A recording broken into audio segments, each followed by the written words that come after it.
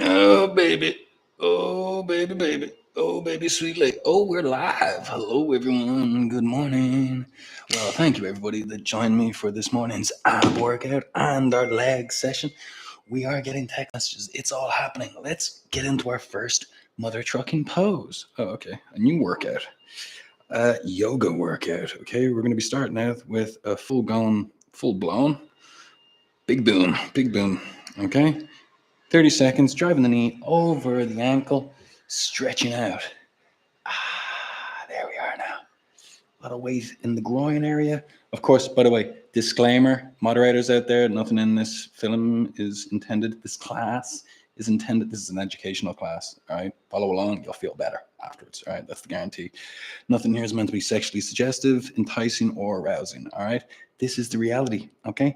Award-winning male talent. I'm sharing with the world, trying to educate everyone, make them feel better, bring them to a higher form of existence by leading through example, okay? So reach back, grab your foot, and follow along.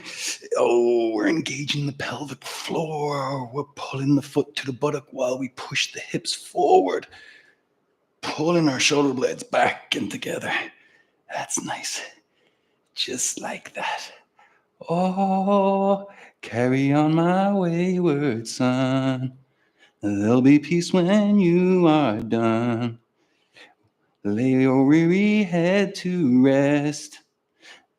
And don't you cry no more. Okay, switching legs, driving forward, pushing forward, always everlastingly. Driving forward. Here we are. Okay. Oh, letting the Achilles tendon open up. Opening up. Hotel Berlin has agreed to change room booking.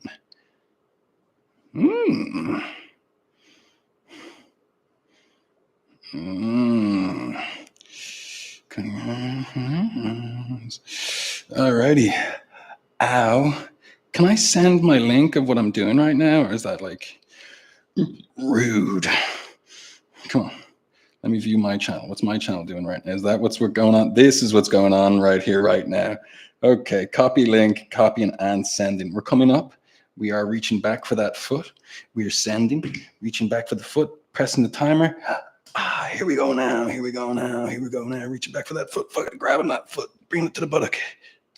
Centering off our hips, pushing our hips forward, engaging the pelvic floor as we pull the foot to the buttock. We have fun. We have so much fun. All the fun in the whole wide world. Ow. Oh, my Lord.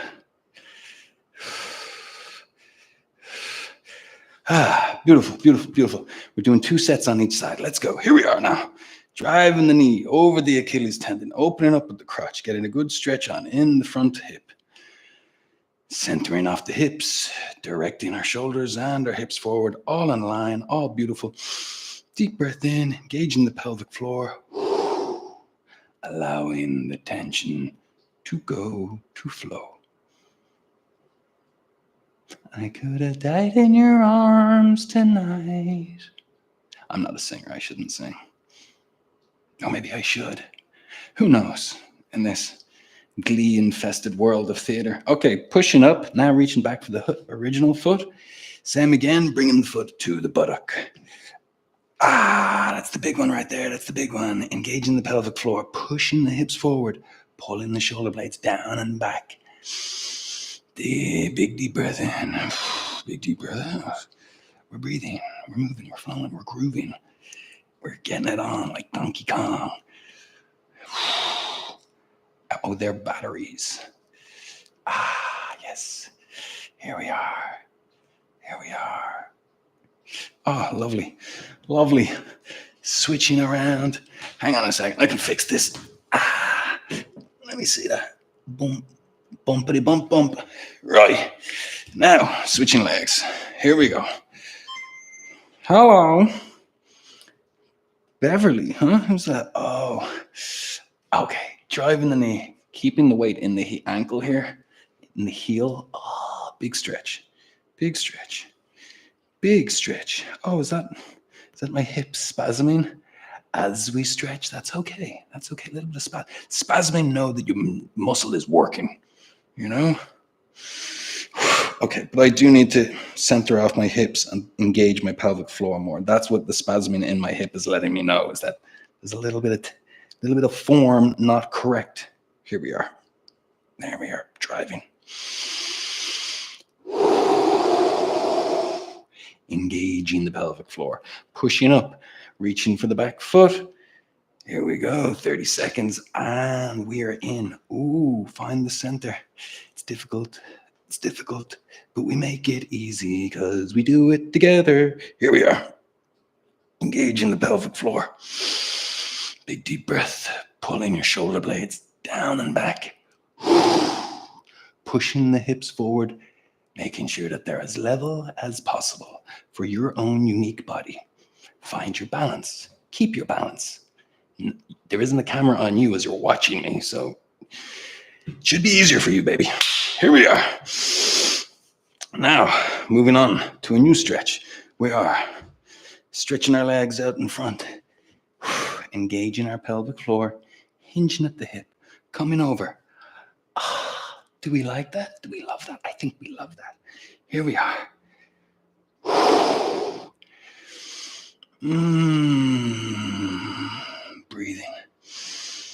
Breathing into it.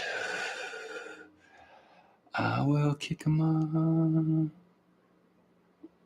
Going down to Dallas. Oh yeah, that's right. Oh God, that's a deep stretch. Deep stretch.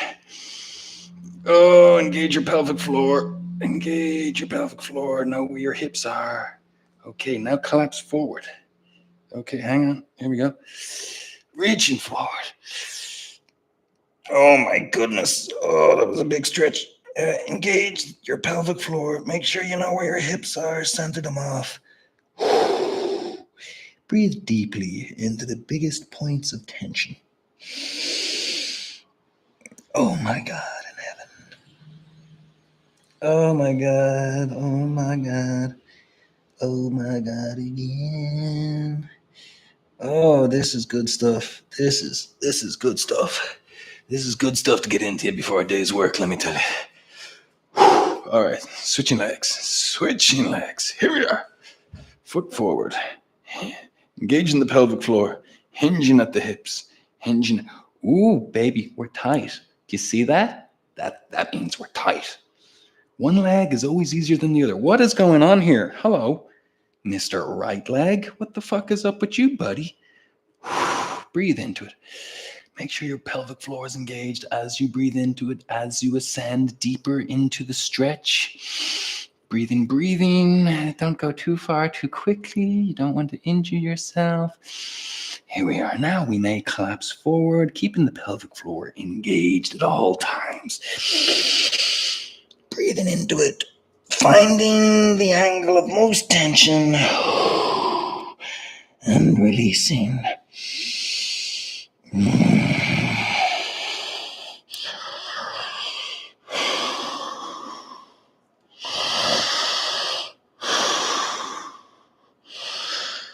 I have traveled across oceans. Oh my God, that's deep, baby. Deep stuff. Oh, baby, here we go. Switching legs. Come on. Let's do it. Oh my God.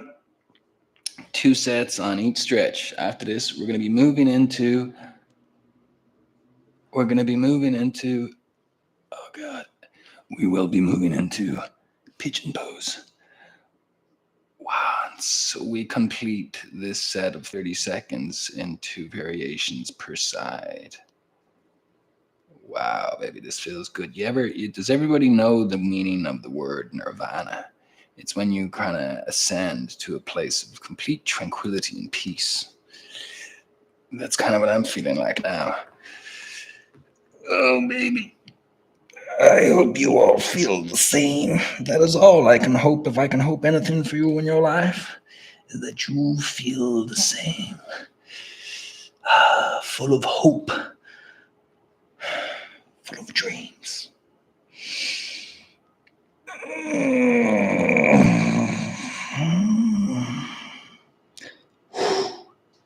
Mercy, mercy me. I will rise. I will rise. We will rise. Switching legs. We will rise together someday. Oh God. I just want to be Richard Gere and Pretty Woman for even just for a day. I mean, the fashion. I like all the Richard Gere films from the early '90s. I mean, just this style. You know, that was the real Karen Dior era, the '90s. Let's not forget the East Coast invented money. All right, Long Island, Rhode Island, upstate New York, Pennsylvania. I mean, we're talking 50-room marble mansions. Make these Bel Air and fucking Malibu houses look like track housing. Oh God, oh God, oh God, oh God, oh God. I want to push it to the limit, the limit, the limit.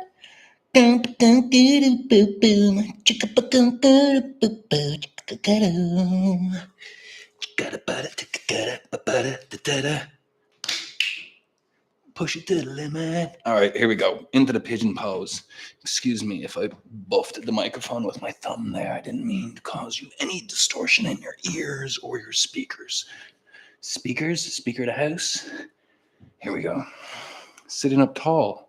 Engaging your pelvic floor, trying to center off your hips as much as possible. Spine coming down, bringing the groin as close to the floor as possible with comfort. Sitting up as tall as possible with comfort. Breathing in as deep as possible with comfort. Oh, that's sweet. Hello. I got a new cardigan the other day. It's a very beautiful gift from a very considerate person. Oh, but I was told I need to start curtailing my other content to where I can't even say the types of role that was suggested. The best roles I find I play is when I'm a college student. You know, I like those roles. Or like a pool boy. You know, anything with the name boy in the title. You know, I'm just a little boy. What am I doing? Opening up X. No, Elon Musk. I was gonna put on music. Oh, but I'm just gonna enjoy this stretch. Oh, I assume everybody that's watching this video, either in the future or live, also watched my other two videos that I put up today. Oh boy, here we go. Oh God, that is a big stretch, because in one video I made earlier on was 10 minutes of core conditioning, pelvic floor conditioning work. That's the most important muscle in your body for an adult human, regardless of what your physical responsibilities are. Conditioning your pelvic floor. Then after that, you got to go to mobility. So I did a 36-minute workout on my legs instead of going to the gym today. We're going to stay home and get some real work done because it is raining outside. Ah, sitting up tall. Now collapsing forward. Oh, wow.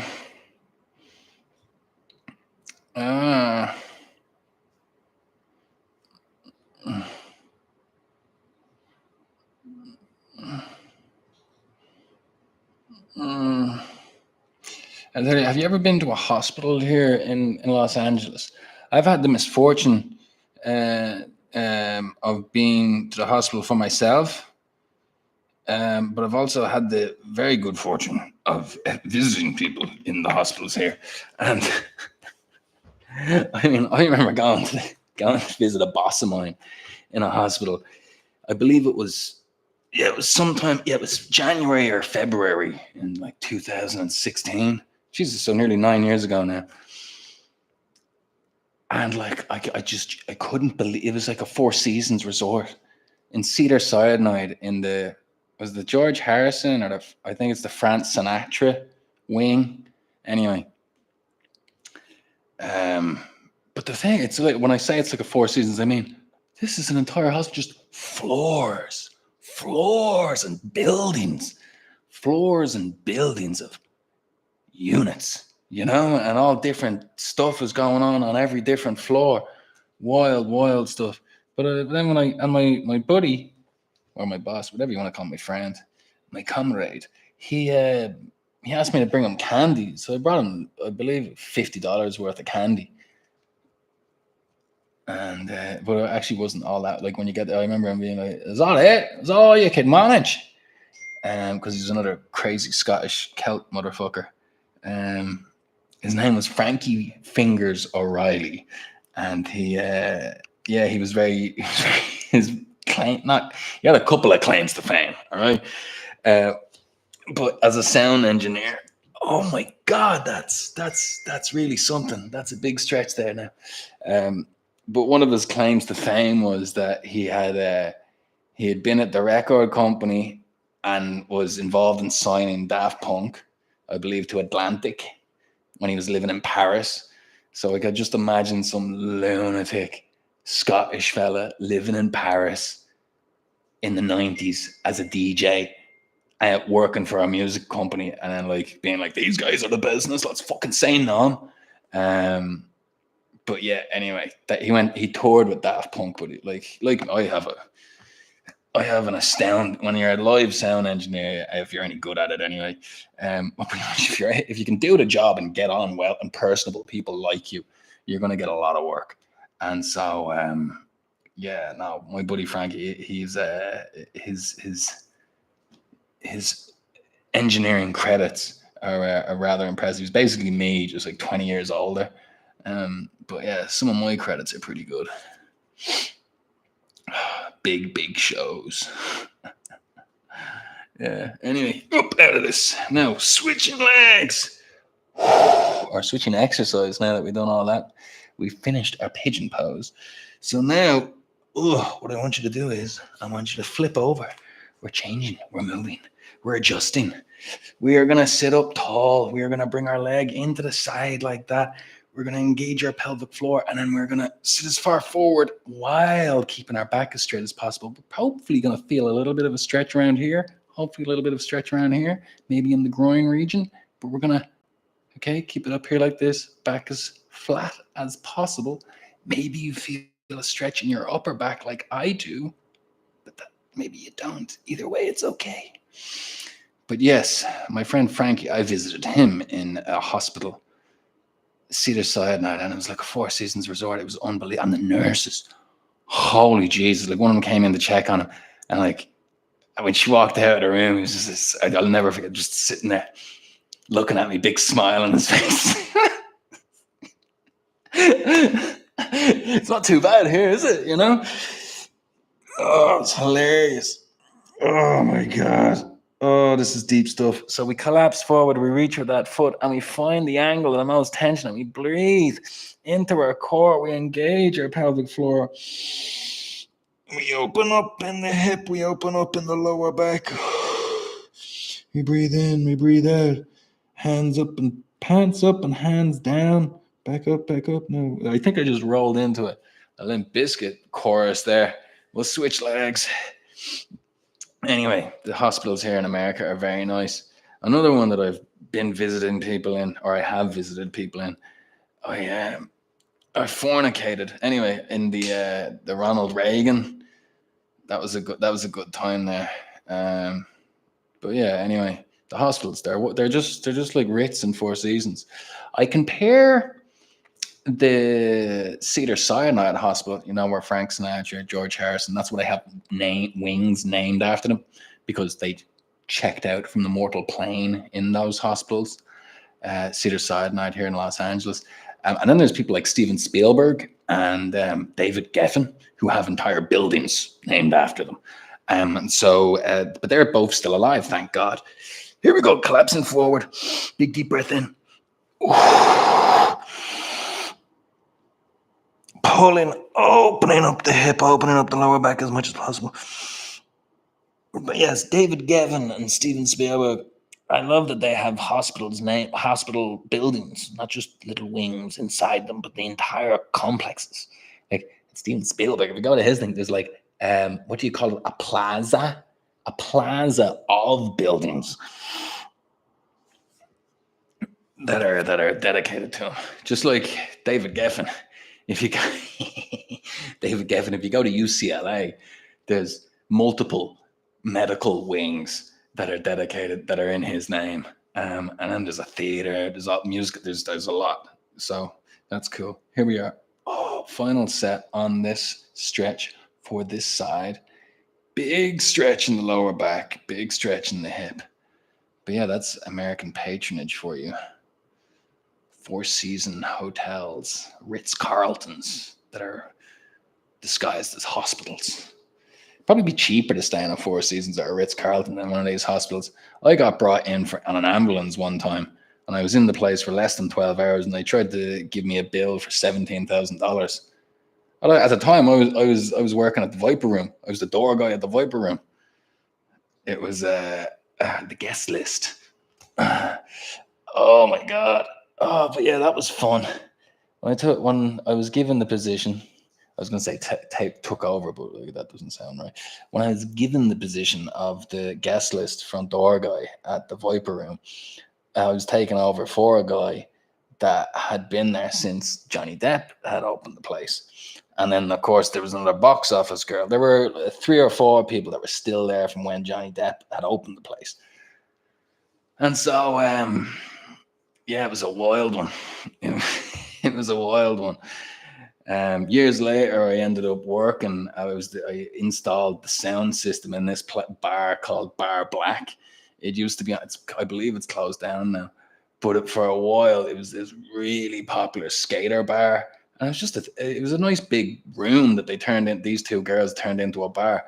But I installed the system and did all the work for them and everything. So they called me like once a month for maintenance and stuff, because it was a big outdoor venue, man. And there was just when they showed me photos, they showed me any of the social media from stuff, there were wild skater parties going on. So there was drinks getting thrown, and just stuff would get banged about, and they'd have DJs. Then they started doing loads of DJ stuff. But anyway, those 2 broads owned this bar, and the way they had saved up the money was by working in the Viper Room for about 10 or 12 years and doing whatever other jobs they had on their side.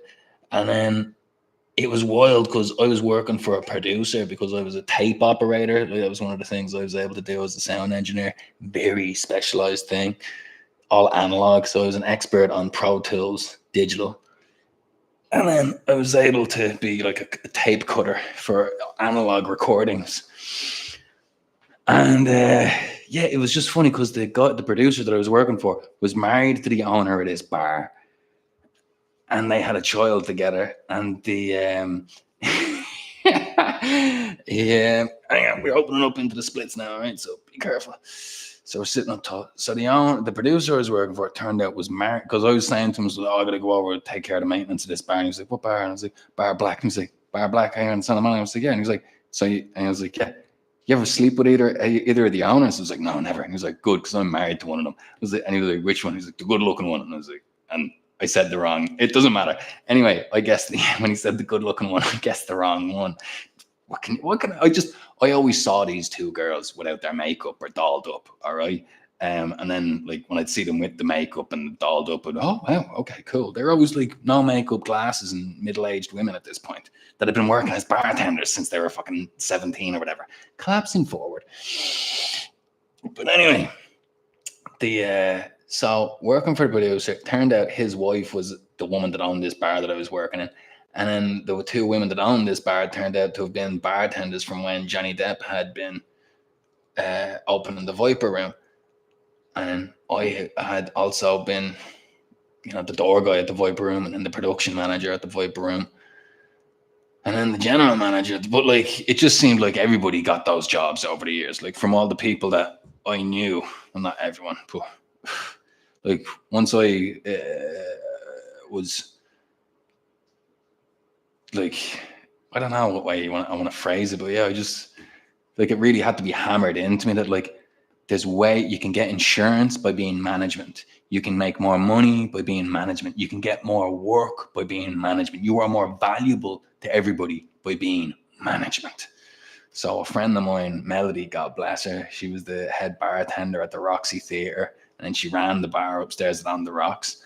Collapsing forward, she became the bar manager for all the bars at the House of Blues. So she was in charge of 6 different bars, and the place was a huge thing. So it was a massive drinks order. You know, you're talking hundreds of thousands of dollars every week or weekend done in sales.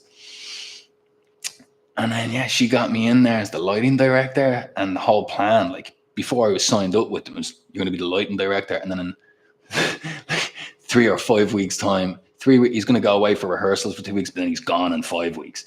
So was the thing.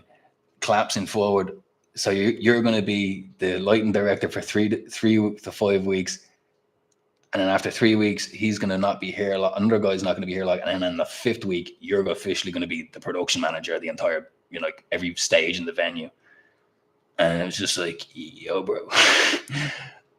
So I went from just chasing gigs, being a sound engineer, and by chasing gigs, I mean that like there's if you're a sound engineer and you're doing live work, or if you're doing studio work, you're in Los Angeles, there's studio mixing going on every single day of the week. Now we're going to flip over to this side here. We're going to reach for this foot.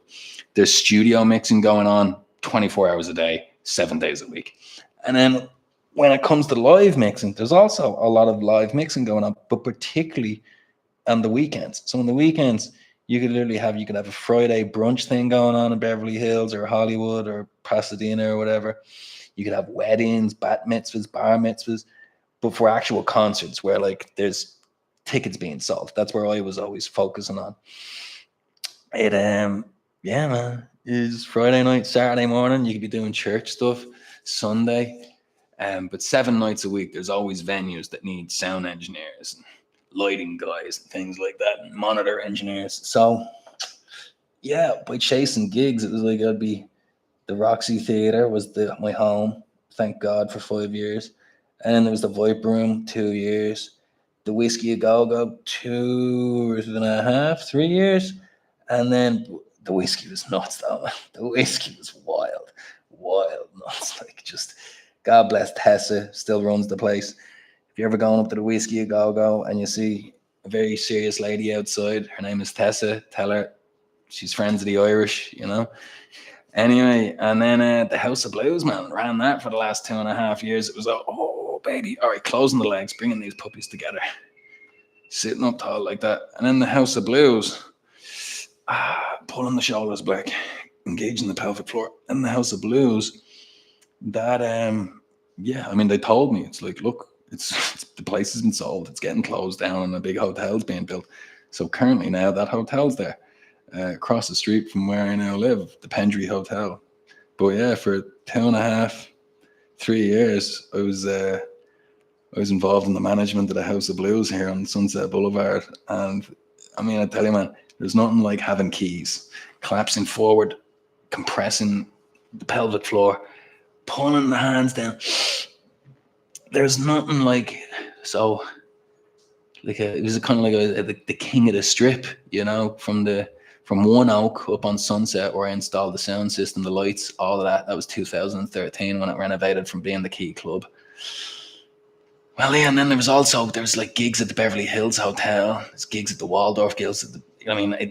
Like there'd be fashion shows, and then there'd be after parties at like the Oscars, the Grammys. So being a sound engineer and then once my friend Melody made me become a production manager at the House of Blues, it was a total different world. Total different. She wasn't wrong. I got health insurance. I got dental. The day that I was in signing all the insurance papers, I had an appointment at the dentist to get a bridge or a cap. What is it? Something that was excruciatingly painful. Okay, there was a raw nerve was exposed. It was wild. So becoming a management position in a venue, a couple of thousand people right now, collapsing forward 30 seconds, big deep breath in.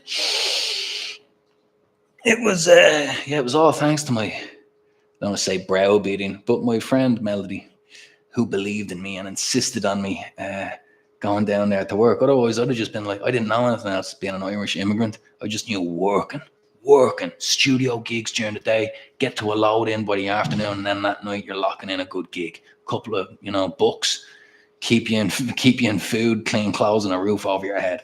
And by a roof over your head, I mean just a place to store the clean clothes, wash them, and then go back to work. Store your food and clothes. That's basically it. Okay, I'm gonna stand up now for these last two. Whew. I'm not gonna stand up for long. I am, of course, gonna bend up, like collapse forward, engaging the pelvic floor, reaching back. You're gonna see my hands grip together, okay, clasping. After I press the timer for 30 seconds. So yeah. Oh, life, man. It's an ever evolving thing. I'm very glad and grateful for my time on the Sunset Strip as a sound engineer and then a production manager, and then just before the pandemic, I was the director of operations for 27. I'd like to say for 3 years there was 27 venues, but then in the last year, I mean, every year they were adding new venues, but in the last year they added a lot of venues. All right, now I'm moving to the side, pushing this hip back as much as possible. Okay, 30 seconds. Oh my god! Oh my god! Oh my god! Oh my god! Oh my god! So yeah, in the last year before the pandemic, I was the director of operations for they opened 3 weed restaurants. So there was this big craze of weed restaurants, and then there was a couple of new nightclubs and a couple of hotels. And it was just like every venue was just like multiple sets of security staff. Oh, hang on, switching legs. Here we go. Promoters, fucking host girls, like these girls that would walk people to their tables and shit. Always like some sort of influencer model. And then like so many promoters, so many DJs, so many bands. It was about 3.5 to 4 hours of emails 7 days a week. But I was getting paid. I was making 2.5 grand free and clear every week, man. Boom. It's beautiful. It's beautiful. That was before the pandemic. Oh baby, that was then. This is now, let me tell you. Here we are. But yeah, no life, no social life. My whole life was my work. And that's the way. Oh my God, here we go. Like a buddy of mine that was another manager in that gig before the pandemic. He now runs. He's now the director of operations for, I believe, 5 restaurants in Beverly Hills. So that's pretty cool. That's pretty cool indeed. Another lunatic from Boston. One night we were at a gig. This fella, God love him. I don't love him like a brother because I don't love my brother very much. But as far as like comrades go that I've worked with here, one night this fella, man, he had just gotten back from visiting his girlfriend in Chicago, and we were working in a gig. Long story short, this hip hop gig had let out. Anyway, the fella, he got stabbed 3 times in the neck. But it just didn't nick an artery or whatever. But whatever he'd been stabbed with, like, I mean, there was blood everywhere. But there was a new girl on the door, one of these host girls to walk people to the tables, and I put her in the ambulance with to go to the hospital. I said, I'll be there when after I close everything down. The rest of the staff, this is just the closing time as well. So the rest of the staff are looking at me like, now what do we do? I'm like, you get the fuck back to work, all right? Get in there and clean everything up. Like, what else are you going to do? Anyway, that was me yoga, and I trust you enjoyed me tales. Let us know in the comments what your favorite timestamp was. Other than that, keep doing what you do because you do it so well. Be healthy, drink water, eat food, be nice to everybody. Oopsie daisy now. And I will see you again very soon, please God. All right? Thanks for tuning in. I love you. Here we go. Right, night, to be continued. Oh, that was a good stretch. Thank you.